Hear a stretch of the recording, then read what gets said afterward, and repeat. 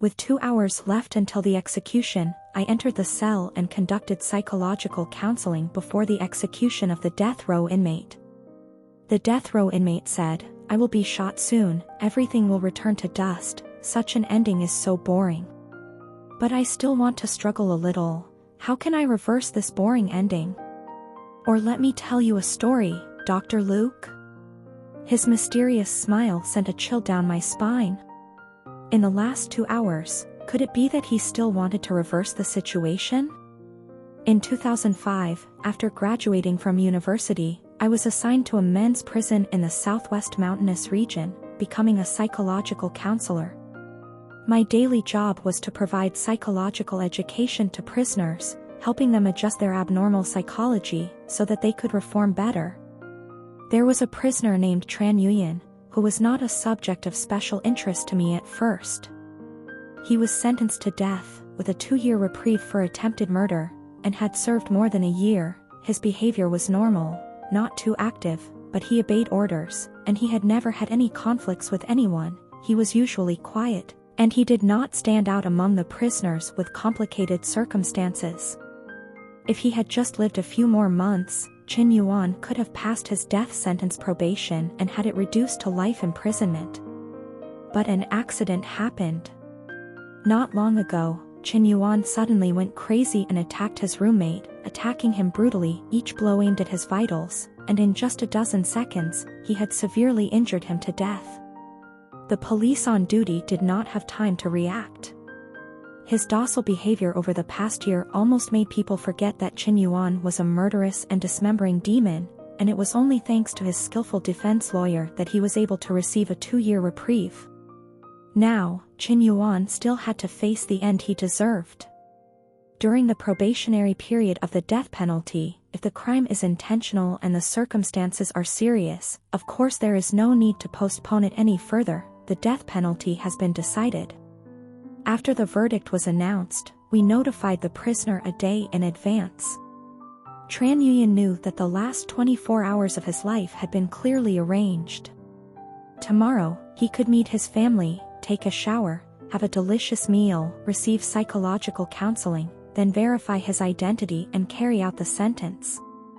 Tran Nguyen showed a strange expression and said nothing. I asked, "Do you have any questions?" "No." The next day, Tran Nguyen was escorted to the death row prison, and as a psychological counselor, I had to go with him. Before the execution, arrangements could be made for him to meet his family, but Tran Nguyen was an orphan and had no relatives. No one had ever visited him before, and no one was seeing him off now. The only person Tran Nguyen had contacted was a male friend named Van Hai. They exchanged letters every 2 months. Letters from prisoners had to be censored and confirmed to be normal before they could be sent. Tran Nguyen only wrote letters asking about the other party and his family, and the other party then replied in detail. The content of the letter was fine, but between the lines there was an incomprehensible intimacy, seemingly unlike that of normal friends. From then on, the colleagues in the correspondence room came to a shocking conclusion. But this close friend, Van Hai, had never appeared in the visiting room. The most recent reply letter was quite special. It was written by Xiao Wenxi's wife. She had discovered something and wrote a letter questioning who Chin Yuan was. Only then did we learn that Xiao Wenxi had just gotten married not long ago. We speculated that this was the reason why Chin Yuan suddenly went crazy. Currently, Chin Yuan was handcuffed and shackled, dictating the last letter to Xiao Wenxi, still the usual greetings, just adding the sentence, "No need to reply." There were still 2 hours left until the execution. I came to give Chin Yuan psychological counseling. Chin Yuan looked quite elegant, like an intellectual, but the knife and burn scars on his face added a bit of sinisterness. He sat upright in the middle of the cell, looking extremely calm. The most hardened criminals would usually regret and cry at this stage, but Chin Yuan gave me the feeling that he wouldn't die. I said, "Chin Yuan, there are 2 hours left. You have to prepare yourself mentally. Is there anything else you want to say?" Qin Yuan said, I'm about to die. Are you still concerned about my mental health? That's superfluous. This is a necessary humanitarian concern. But I felt that he really didn't need it. Dr. Liu, I heard that you are a good student in criminal psychology. But now you're doing this. Isn't that a waste of talent? I didn't know what to say for a moment. Qin Yuan continued, I've also studied psychology. Psychology really isn't that useless. I continued, then what use is the psychology you studied? Want to know? He paused for a moment and said meaningfully, I'll be executed soon. Everything will return to dust. Such an ending is so boring. But I still want to struggle a little. How can I reverse this boring ending? Do you still want to turn the situation around? Or let me tell you a story, Dr. Luke? I nodded, that's your right, I'll listen. But there's not much time left. Tran Yuyan's story 1. Outside is Taesun execution ground. I'm very familiar with this place, because my house used to be near here. Now coming back here is like coming home. It seems like seeing death as light as a feather. In 1995, I was 15 years old, in 8th grade. My mother moved me here, the dormitory of Taesun District's Mechanical Factory No. 2. Now that area has been abandoned. The building we lived in was in the last row, right next to Taesun execution ground, separated by a barbed wire fence and a row of cedar trees. But looking out the window of my room, I could still see the execution scene from the leaves. Every morning at 6 a.m., after waking up, I would use binoculars to observe the execution site. Early in the morning, the sun was still on the other side of the mountain, the entire execution ground was still immersed in a dim green light, the death row inmates had been escorted there. Every single person who was alive, just standing on that piece of land, without exception, bowed their heads, their faces ashen, as if their souls had left their bodies. Only when the gun was loaded did they suddenly come to their senses, some desperately begged, some cried miserably, some struggled to run, and quite a few were so scared that they couldn't control their urination, but in the end they were all restrained. Then, they knelt on the ground, opened their mouths at the command of the judicial police, and received the verdict from behind. The sound of gunshots rang out, the birds were startled, and there were few left, and the mountains and forests returned to silence. The process of waiting for execution was truly tormenting, and the moment of execution was only a moment away. But death was real death, lying face down on the ground without moving. Before, whether they were crying or laughing, running or screaming, in the end they all lay still on the ground like that, becoming a corpse. Their expressions were all very calm and serene. Because their mouths were open, the bullets would enter from the back of their necks and exit through their mouths, so their faces would not be destroyed too much, making it easier to arrange their funerals. That year I was 15 years old. Every morning when I woke up I had to look out at the execution ground, both scared and wanting to see. After seeing it my whole body trembled, goosebumps appeared, my mind buzzed, as if that gunshot had hit my head. Almost every day I had to endure such a gunshot before going to school. Dr. Liu, isn't this kind of experience quite special? After listening to Tran Yuyan's story, I said, it's really special. The Taesun District Mechanical Factory No. 2 that you mentioned is also nearby, and has been abandoned for many years. But I can't be sure that this is your actual experience, the story itself is a bit strange. He asked, what's strange about it? You said at first that your mother moved you here, so your mother worked at the Mechanical Factory No. 2, right? I don't believe that any mother would let her child witness the execution scene directly. Doesn't she know anything about this? No, she knows. Tran Yuyan's story 2. I peeked at the execution ground every day. My mother knew about this was her purpose.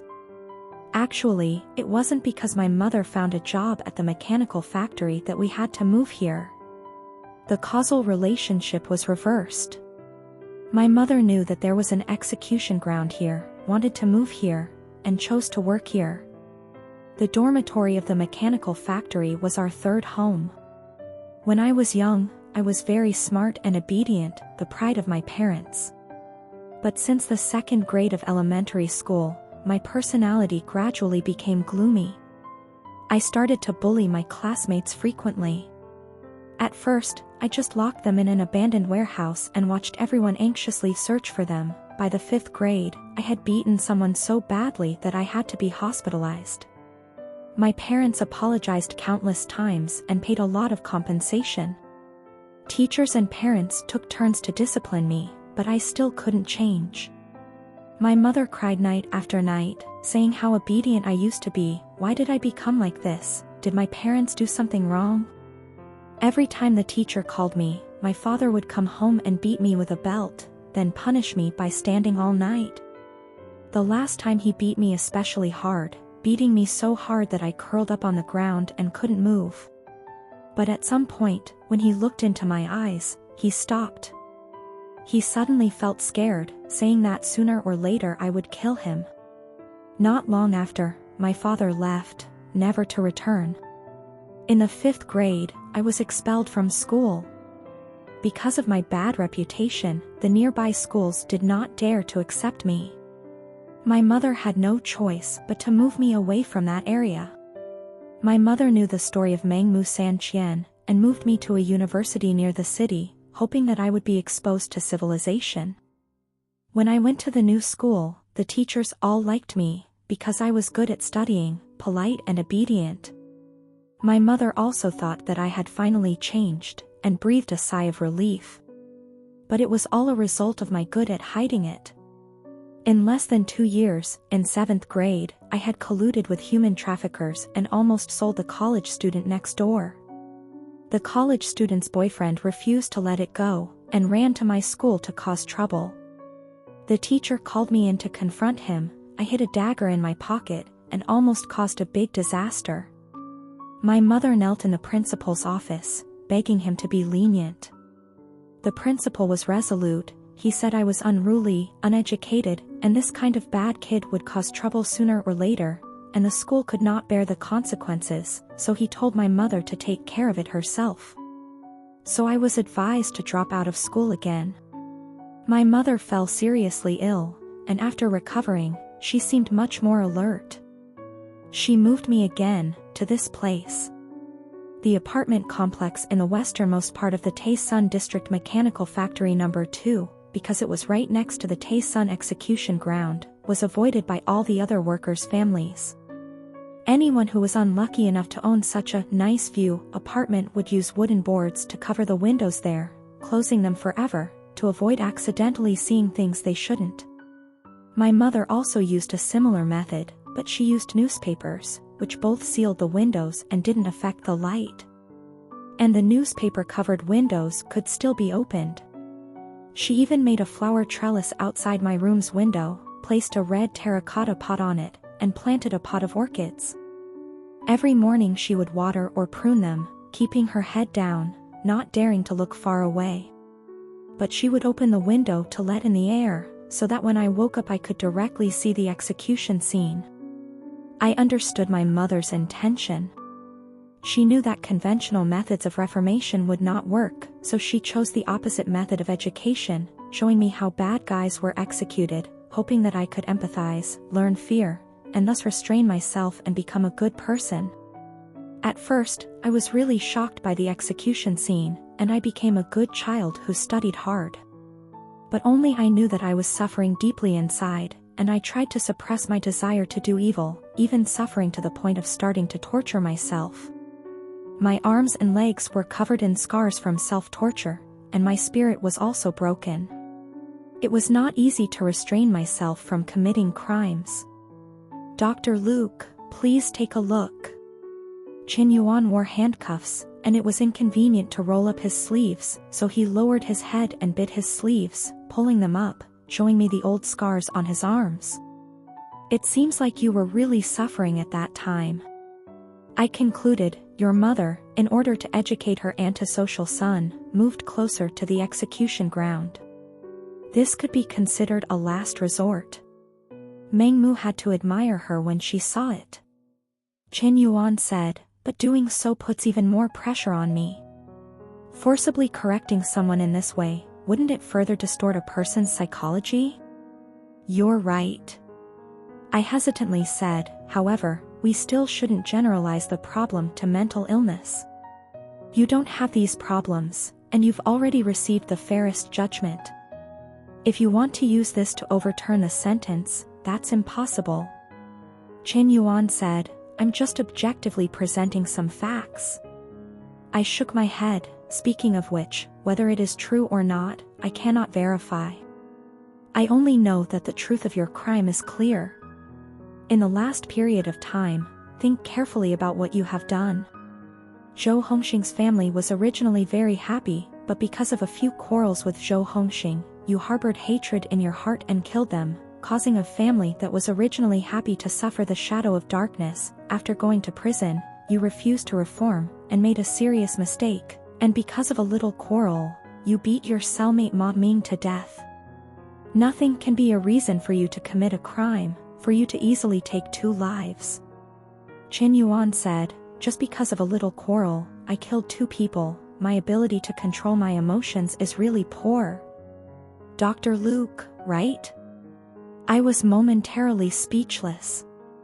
As a psychological counselor, I am familiar with the psychological state of most prisoners in prison. There are some prisoners who are easily agitated, have poor self-control, and often need my advice. These prisoners are often the ones I pay special attention to. As I said before, Qin Yuan is not the one I pay special attention to. Because since entering prison, he has always performed very well, very stable, and does not need me to worry. I have never talked to him before, and I rarely get to know him. The prisoner who was beaten to death was Ma Ming, who was imprisoned for child molestation and murder. He was the scum of the scum, the object of contempt and bullying in prison, and was targeted wherever he went. Because Qin Yuan had a relatively quiet personality and did not like to cause trouble, the 2 of them were arranged to stay in the same room, and it was peaceful for a while. Thinking like this, Tran Yuyan really didn't seem like someone who would be provoked into killing someone because of a few arguments. But the truth was already out. I said, those motives for killing, you confess them all yourself. Is that so? Tran Yuyan's expression was calm, the story hasn't ended yet. He was about to be executed, could it be that he still wanted to go back on his previous confession? I looked at my watch. There's still an hour and a half left.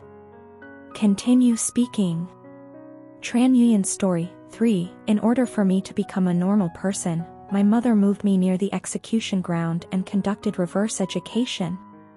But after watching executions so many times, I got used to it. It was always just a few reactions before the execution, and I always died in the same way. Gradually, I felt that the death penalty was just like that. Reverse education not only did not make me a good person, but also made me feel more comfortable facing the fate of a bad person. My mother was completely unaware of this, and she still bowed her head and opened that window for me every day. Of course, my mother did not abandon the conventional education method. There was a doctor named Duong who opened a clinic in town and also provided psychological counseling. At that time, not many people went to psychological counseling, and most of the time he only examined common colds. As for me, I became his regular customer, going there for psychological treatment. My mother wanted to cover it up, so she sent me to get treatment, and even had an affair with that single man in his 50s, saying that she wanted Dr. Yang to help take care of the children. The people in town all laughed at her behind her back, saying that her son was so old, and still wanted a man. They continued to have an affair, and the cost of treatment was not small. The cost of psychological treatment was very expensive, and the medication was even more expensive. Because Dr. Yang did not have the qualifications to prescribe psychotropic drugs, he got the drugs from illegal channels to prescribe for me. It was not that I could not go to a regular hospital for treatment and prescription, but that my mother did not want to. I hid all of this because my mother did not want me to keep any psychiatric records. She hoped that I could be cured quietly, without affecting my future life. She had great confidence in Dr. Yang's qualifications, and was also confident that I still had a future. Because of my mother, I did not leave any psychiatric records. Dr. Yang believed that my antisocial personality was triggered by childhood trauma. He said that he could use hypnosis to find my psychological shadow, tap into my hidden pain, and recreate my subconscious to achieve the purpose of treatment.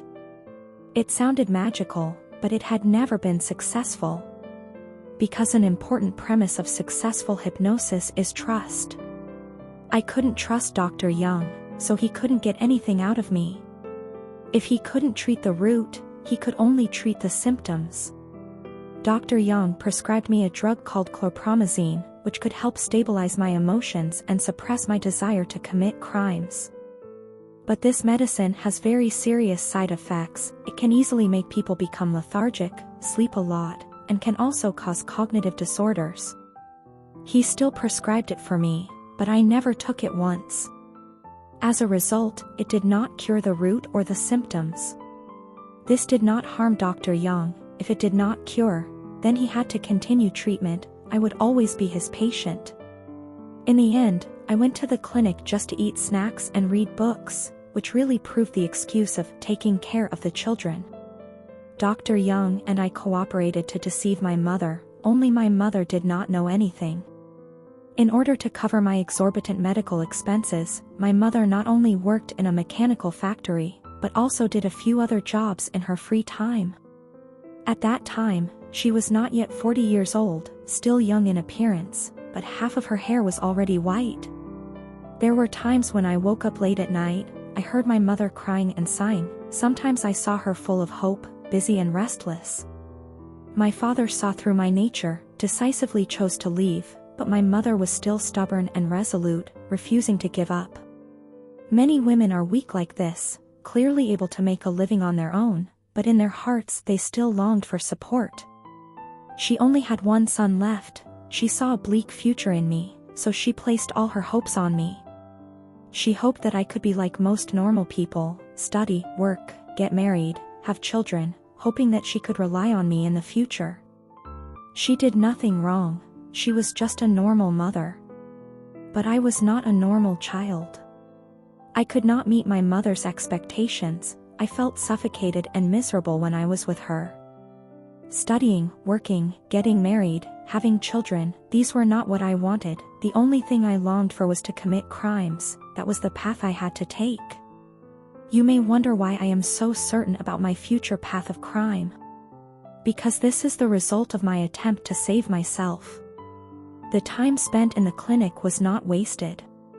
I read all of Dr. Yang's psychology books and discovered that the path to salvation lies within. Traumatic experiences in childhood will create a butterfly effect, which will have a significant impact on a person's entire life. That is the terrifying thing about childhood ghosts. The fact that I suddenly turned from a good child into a bad child can actually be traced. I had deliberately avoided it before, causing myself to suffer for many years. After studying psychology on my own, I gradually realized that if the knot in my heart caused by childhood ghosts was not untied, I would forever suffer and never be able to escape. In second grade of elementary school, I locked a classmate in an abandoned warehouse, watching everyone anxiously search for him. But that classmate and I had no grudge. The person who harmed me was his father. His father's name was Chu Hong Hung. Chu Hong Hung had raped me, a 7 or 8-year-old boy.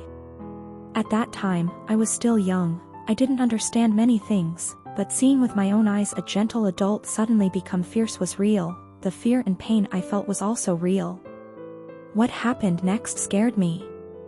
I told my father about it, hoping that he could help me get justice. But my father hesitated, and in the end just told me not to go to that classmate's house again. Even my father didn't dare to confront me, and I didn't dare either. I couldn't relieve my pain, so I could only take revenge on Zhou Hongxing's son. But these small acts of revenge didn't hurt him at all. I just locked his son in the storage room, and he raped me again, warning me not to touch his son. Zhou Hongxing had always been a gentle, kind man. He treated everyone well, and always had a smile on his face. The first time he met me, he smiled and said, "This child looks so cute." Then he bought me a lot of delicious food. But in the end, he showed me his scariest face. No one believed a child's accusation against a good person, not even my father. After that, I never mentioned this to anyone again, but I gradually became sensitive, depressed, and vengeful. Even for the slightest thing, I would immediately and fiercely take revenge. Every revenge was like making up for the regret of not being able to take revenge the first time. But it was all like scratching the wrong itch, unable to relieve the hatred in my heart. I gradually realized that Zhou Hongxing was the knot in my heart. No one could save me, except myself. I had to kill him. 10 years ago, I had planned to kill Zhou Hongxing. When I was young, I had no strength to resist his abuse. Now that I'm grown up, he's old, killing him is as easy as squeezing a fly. You say I made Zhou Hongxing's happy family fall into darkness, why don't you say he ruined my whole life? Only by killing him can I be freed. That is the real reason why I killed Zhou Hongheng. Tran Yuyan's story was too calm, his mouth spoke of hatred but his tone was very flat. Wait a minute, I interrupted, before you said that you and Zhou Hongheng met by chance on the street, had an argument, you felt hatred in your heart, followed him and killed him. But now you say that you two did not meet by chance, you had planned to kill him a long time ago? There were witnesses to my killing and disposing of the body, but were there any witnesses to my argument with Zhou Hongheng? Not at all. Tran Yuyan laughed and said, so, whatever the argument was, I just need to say it, Zhou Hongheng had no chance to say it. So the real reason you killed Zhou Hongheng was to avenge the sexual abuse you suffered when you were a child. I realized, if that's the case, then it seems reasonable that you beat Ma Ming to death. It wasn't because of an argument, but because Ma Ming had committed pedophilia, which triggered your painful childhood memories, so you beat him to death. Qin Yuan said, that's right. I suddenly thought of the fact that Qin Yuan had only been in contact with one homosexual friend since he entered prison, which made us suspect that he had homosexual tendencies, which also made sense. Because there are actually quite a few homosexuals who were sexually abused by homosexuals when they were children, which led to a change in their sexual orientation. However, if you get out of this story, think carefully, in such a setting, there is the Xishan execution ground, there are homosexual friends, there are similar motives for murder, there are 2 victims, there is a death row inmate.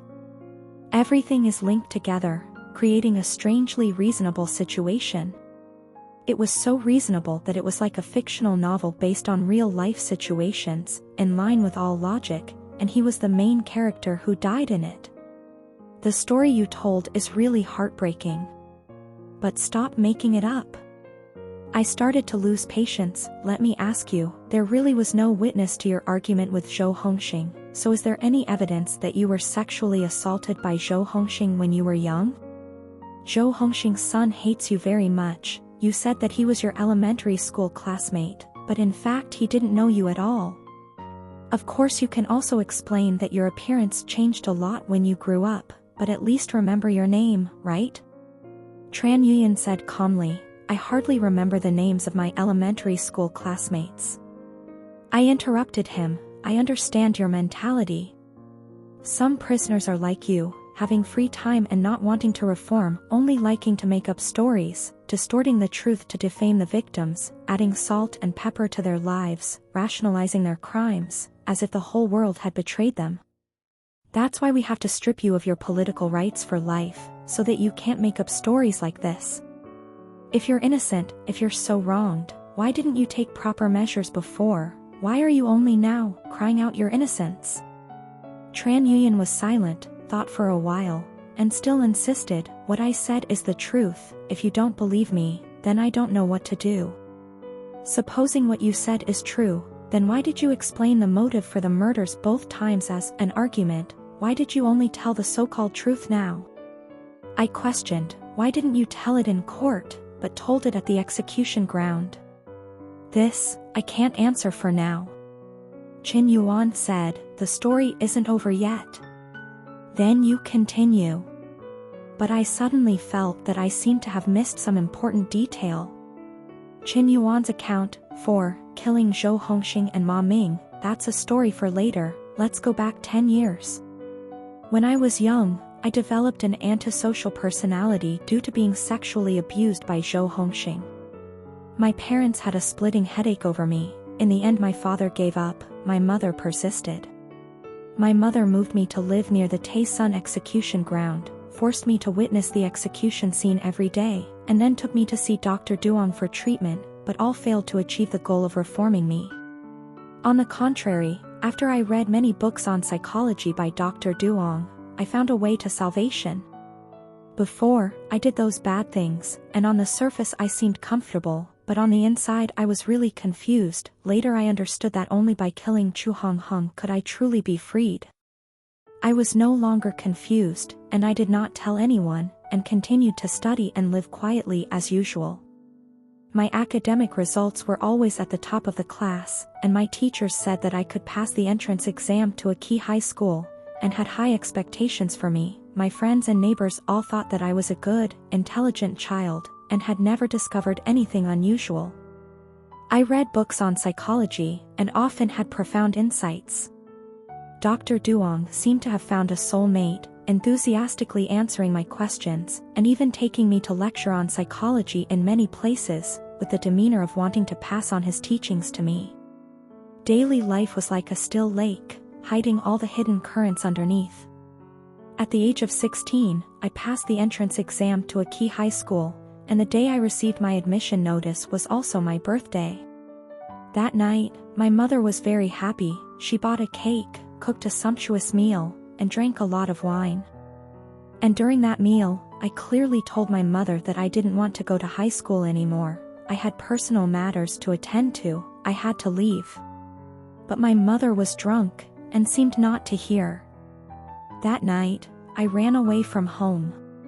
In less than 3 days, my mother reported to the police, found me, and brought me back. She cried and blamed me. How could you treat me like this? Why didn't you think about me a little?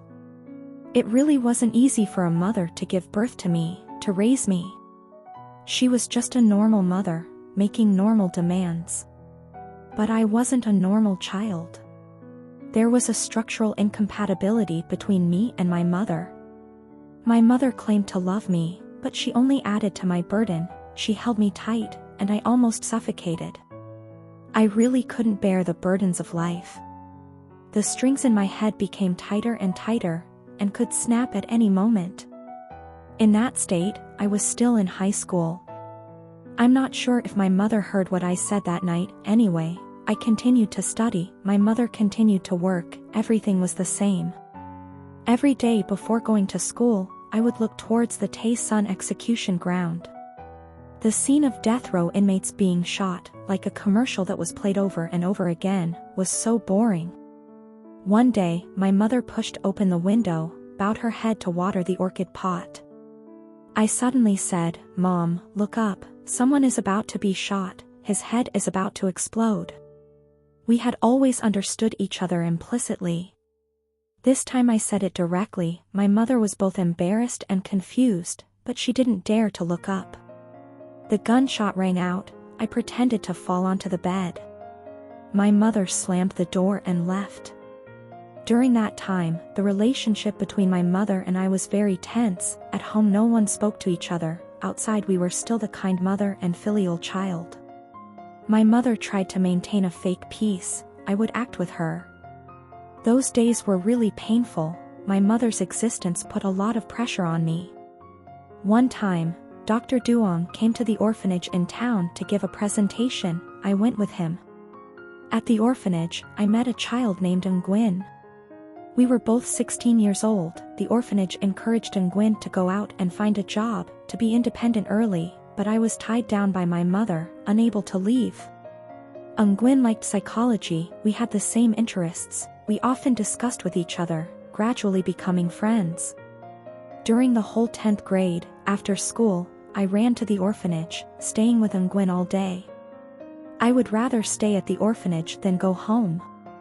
A teacher at the orphanage joked that I considered the orphanage as my home. The orphanage. Because I didn't know much about Tran Nguyen, I was always passive in receiving information, but just now I felt that something was wrong. Hearing this, I finally realized where the problem lay. It lay in Tran Nguyen's own background. My colleague had told me that Tran Nguyen was an orphan. But in Tran Nguyen's story, his father had left early, and until now, his mother was still alive. I had a very bad feeling. Tran Nguyen had said that his father left because he was afraid of him.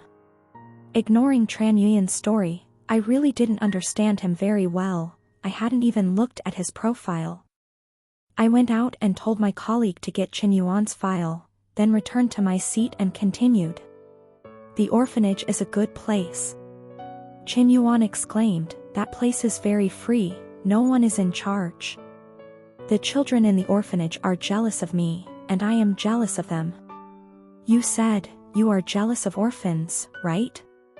I slowly confirmed it again. Chin Yuan emphasized many times, his mother restrained him, his mother tied him down, his mother was his burden, causing him to not be able to smoothly step onto the path of crime. Besides, he admired orphans. I immediately felt blood rushing to my head. Chin Yuan, speak clearly, what else do you do? What do you think? You are a devil, a natural-born devil. It was hard to imagine that such a person really existed in this world. Not even worthy of being called a human. Devil, me?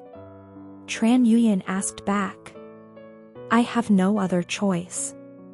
Tran Nguyen said softly, his eyes becoming extremely gloomy, there was a time when I also had a happy family, there was a time when I was also a good child, I was both smart and understanding, my parents loved me, everyone who met me praised me, said that I would have a bright future, I would pass the university entrance exam, have a good job, get married and have children, be filial to my parents. But from that day in 2nd grade, my world completely changed, I was ruined by that person.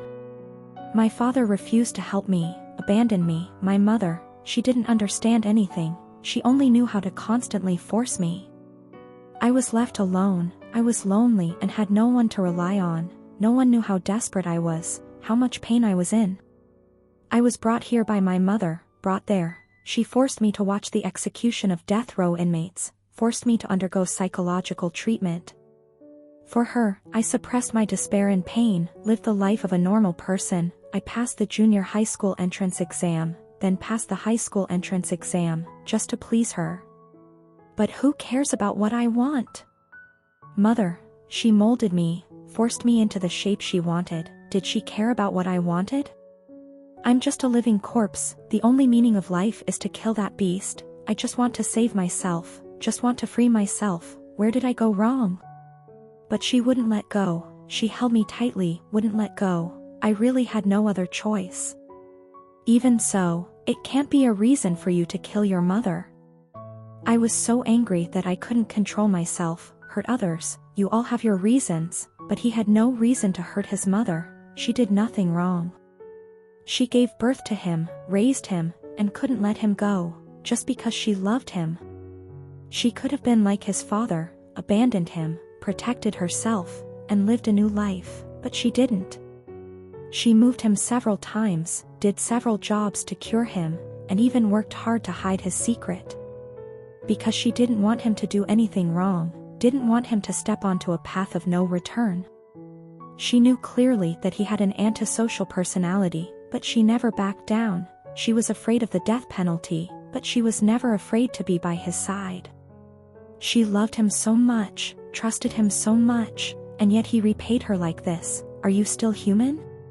You killed the person who loved you the most in the world, you are a devil no less. Death is not enough to atone for your sins, executing you once is already too cheap for you.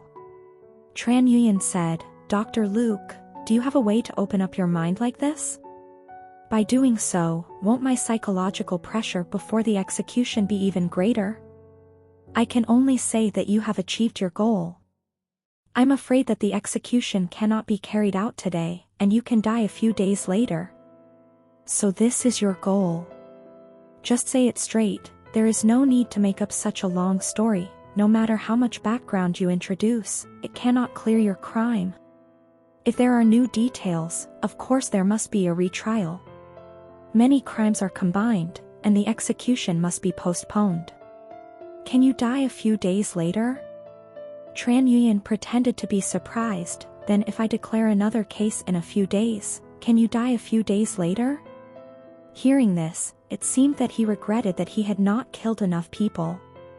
Using the lives of the victims to prolong his own sinful life, one of whom was his own biological mother, was truly heartless.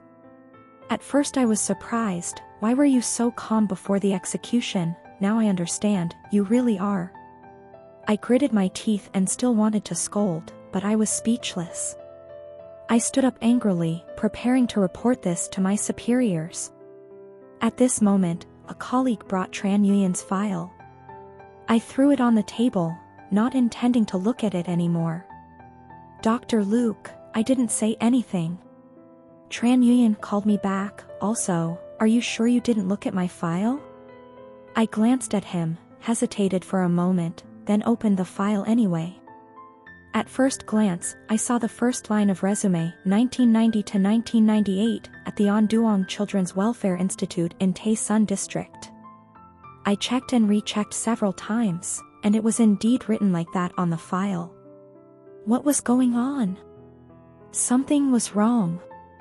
He had clearly moved to Tay Son District with his mother in 1995. How could he have been living in an orphanage in 1990? I see. I muttered, you're really making things up. Everything you said today was made up by you. At first I was skeptical, but after listening to it until the end, I believed it was true. No, I'm not making things up. Tran Nguyen retracted his smiling face and said seriously, let me emphasize once again, everything I said is the truth. You think I'm making things up, because there are many details I haven't explained clearly. Details that haven't been explained clearly, of course it won't seem reasonable. Also, Dr. Luke, don't just imagine and act superior to criticize me. You have no right to criticize me. Tran Nguyen said, there are still 15 minutes, let me continue talking. Tran Nguyen's story, 5. Remember what I said at the beginning? I said, I also studied psychology. Psychology is really not that useless. In 9th grade, I studied psychology at Dr. Duong's clinic, and applied it to myself. I kept questioning myself, and finally discovered that Chu Hong Hung was the knot in my heart. As long as I solved Chu Hong Hung, I could relieve the pain that had lasted since childhood. But each stage of a person's life will give rise to new pains. Many things have to go through that stage, and only after many years can they suddenly understand. The things I could think through in the past, I couldn't think through the present, because I was still stuck in them. Just entering high school, because of a failed attempt to run away from home, my relationship with my mother fell into a deadlock. During that time, whenever I had free time, I would go to the clinic to study with Dr. Duong, or go to the orphanage to play with Nguyen. In short, I didn't want to go home. I tried my best to avoid my mother, not wanting to see her. The light that shines on others cannot shine on myself. I always thought that I hated my mother, but Nguyen saw through my secret feelings.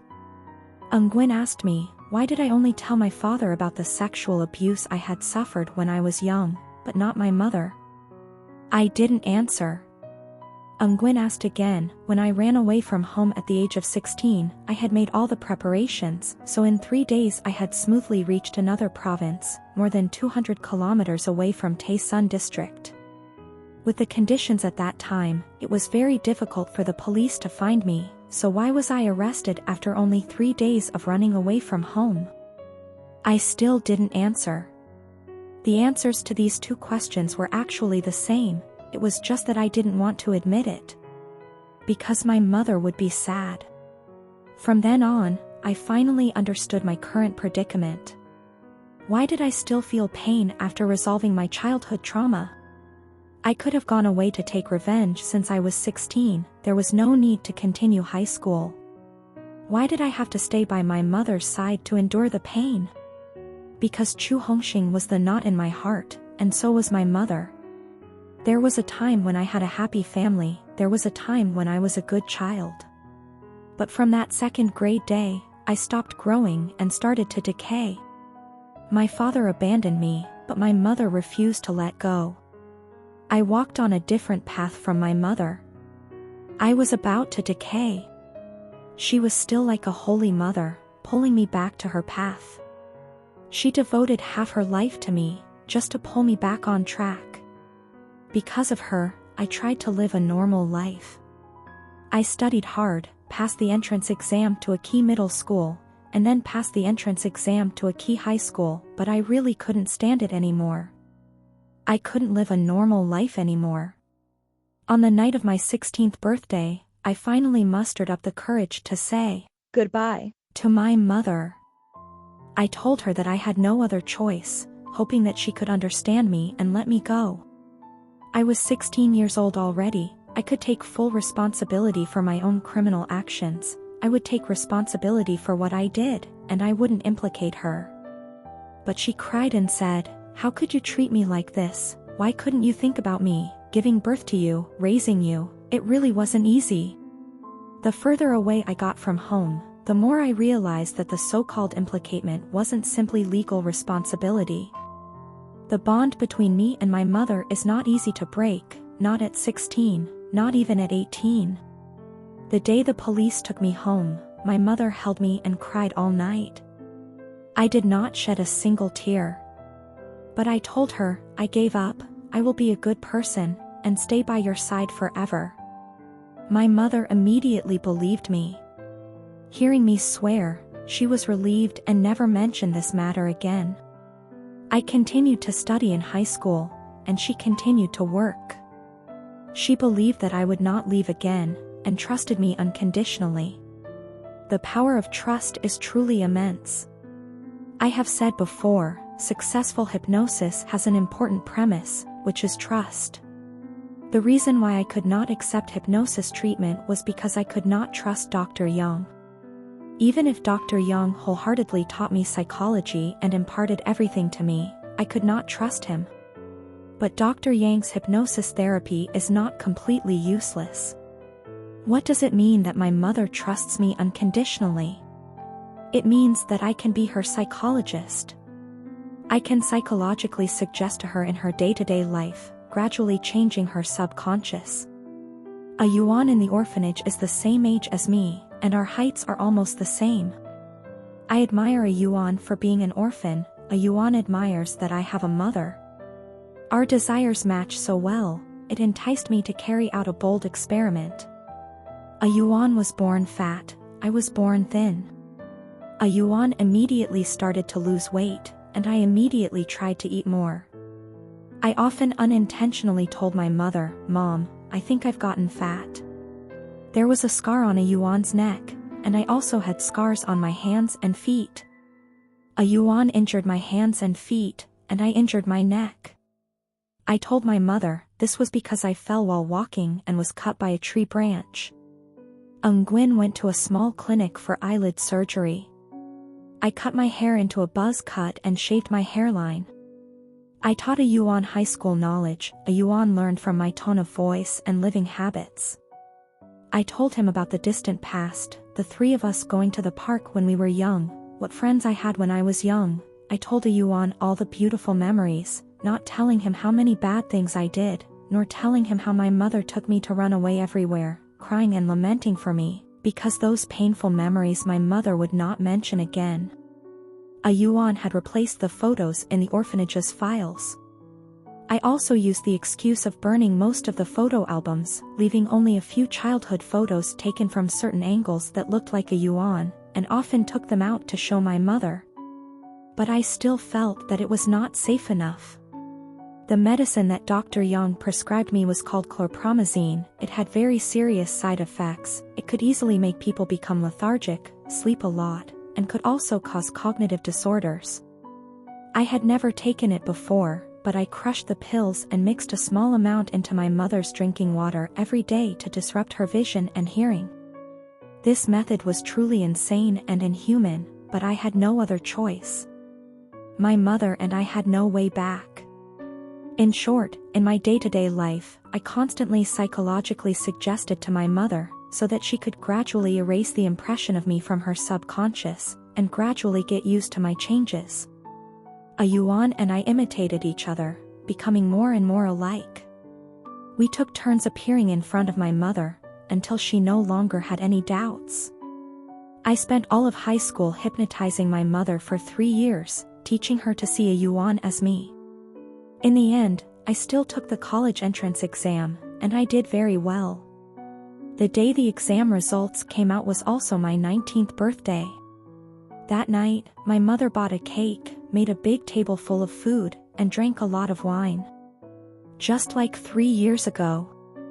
I finished making a wish and blew out the candle. Mom asked me what I wished for, and I said it was for her. She was very happy and said, "My son is a good man and will live a good life with you in the future, right, son?" I said, "Yes, Mom."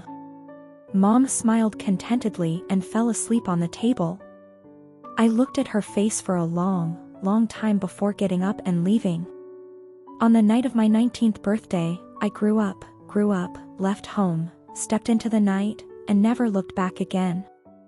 Unlike 3 years ago, this time I left home without taking anything with me.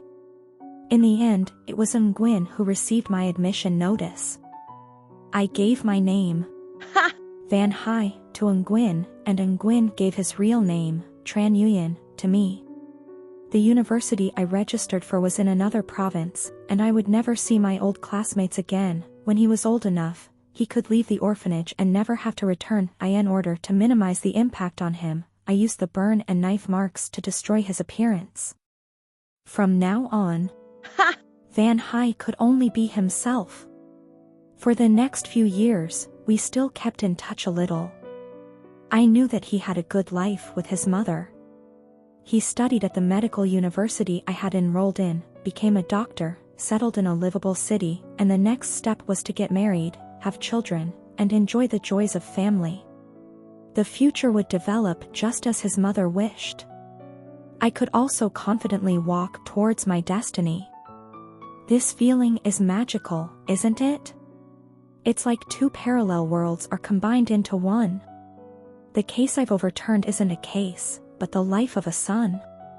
Letting that mother have a son worthy of her being relied on for the rest of her life is my deepest blessing for her. Back to the previous question, why didn't I declare my true motive in court? Tran Nguyen explained, because the person who was sexually assaulted was Van Hai. I, Tran Nguyen, have no grudge against Chu Hong Hung. Of course I could only make up a loose excuse to get it over with, otherwise it would contradict my background. It's a death sentence anyway, the motive doesn't matter. A year ago I was already prepared to die. Who would have thought that Xiao Wenxi would spend a large sum of money to hire an experienced lawyer to defend me, asking for a life sentence? Life sentence is good. I can normally write letters back and forth, and I can also know about my mother's situation, as long as she doesn't find out. My only regret in this world is this little thing. If it wasn't for his wife recently finding out, I wouldn't have done such a reckless thing. I just blame Mom Ming for being unlucky. After finishing the story, I still hadn't recovered. Tran Nguyen looked at his watch. "It's time, I have to go." He calmly stood up. "Is this true?" I hurriedly asked, "Is everything you just said true?" "Take Tran Nguyen out." The colleague outside shouted, "It's time, prepare to verify the body." Tran Nguyen said, "It doesn't matter whether it's true or not. Why did he only say it when he was about to be executed?" "It's because it doesn't matter now. Talking nonsense before dying, what's the big deal?" 2 policemen escorted Tran Yuyan away. I sat there in a daze for a while, then chased after him. At the end of the dark hallway, the sky was still dimly lit. The sound of heavy shackles dragging away gradually became more and more distant. "Wait," I called out, intending to chase after him. Someone behind me patted my shoulder. "Xiao Lu, what are you doing?" I was startled, turned around and saw that it was Senior. The person in charge of verifying the identity later would be him. I hurriedly pulled Senior back, stammering about Tran Yuyan's story, being in such a hurry that my words were incoherent. Senior was silent for a moment, only saying 2 sentences made me shut up. "The crime was committed by him, right? He killed both of them, right?" "Yes." The Senior answered himself. "I don't know what his name was before, now his name is Qin Yuan, and his profile is also Qin Yuan. Regardless of whether he took the initiative to change his name to someone else, or someone else impersonated him to take the university entrance exam, no matter what the reason is, the crime was indeed committed by him. So is there any problem with the physical examination? No. Will it affect the results? No. He's just making things up, don't think too much, you believe such an absurd story, Xiao Lu, you're still too young. Let's go." After listening to the Senior, I gradually calmed down, shook my head, and slowly followed. Physical examination, execution, everything happened according to order. Early in the morning, the sun had not yet risen, the entire execution ground was immersed in a dim blue light. The mountain wind carried the fog, damp and cold. I shivered, then suddenly realized that I had followed to the execution ground. This was my first time going to the execution ground. The scene before his eyes was exactly as Qin Yuan had described. Whether the story Qin Yuan told was true or false, it would not affect his ending. But was his story true or false? Qin Yuan stepped onto the empty lawn, stood still for a moment, then knelt down. From the moment the verdict was announced until now, he had always been very calm, without worries or desires. The moment the gun was cocked, he was startled, raised his head abruptly, and looked into the distance. I also suddenly remembered something, and followed his gaze. At a glance, I saw the dormitory building at the westernmost part of the Taesun District No. 2 mechanical factory. Because it had been abandoned for so long, the walls were cracked and the windows were all broken. Among the dense bushes, there was a window frame that had a flower pot stand installed on it. On it was a red clay flower pot, overgrown with weeds. In a flash, I saw the figure of a woman leaning out, her head bowed to water.